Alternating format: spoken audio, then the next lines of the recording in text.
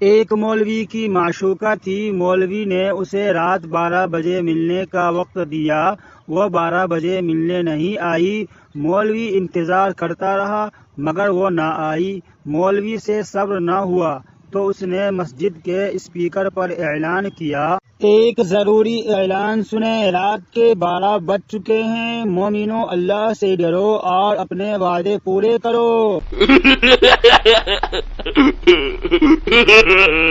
دوستوں، بڑے بھائی کی شادی اس ٹرک کی طرح ہوتی ہے جس نے پیچھے ساری ٹریفک روک رکھی ہوتی ہے۔ بیٹا بولا، پاپا ہمارے گھر میں جن ہے۔ پاپا بولا، یہ جن وغیرہ کچھ نہیں ہوتے۔ بیٹا بولا، پاپا نوکرانی کہتی ہے ہمارے گھر میں جن ہے۔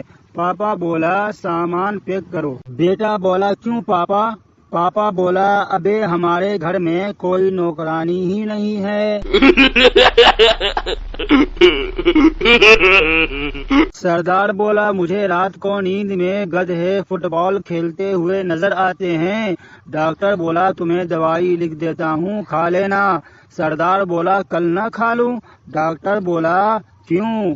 سردار بولا، آج ان کا فائنل میچ ہے۔ کیلا کھانے سے ہڈیاں مضبوط ہوتی ہے اور کیلے کے چھلکے پر پاؤں رکھنے سے اکثر ٹوٹ بھی جاتی ہے۔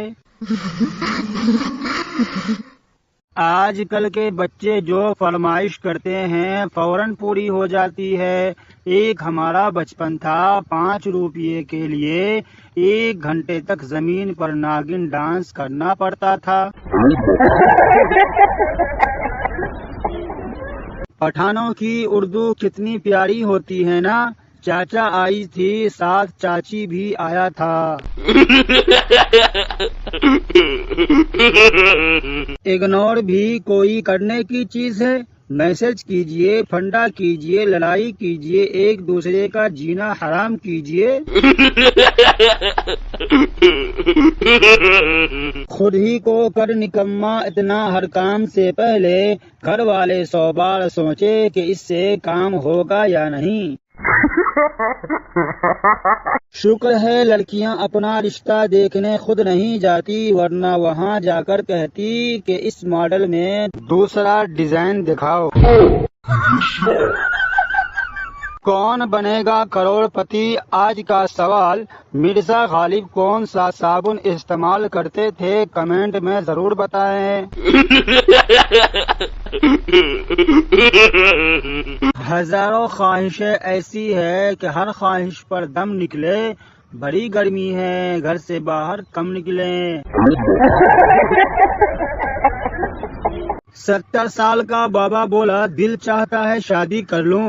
دوست، کر لو۔ بابا بولا، کسی بیوہ سے کر لوں؟ دوست، کنواری سے ہی کر لو، بیوہ تو اسے ہو ہی جانا ہے تمہارے مرنے کے بعد۔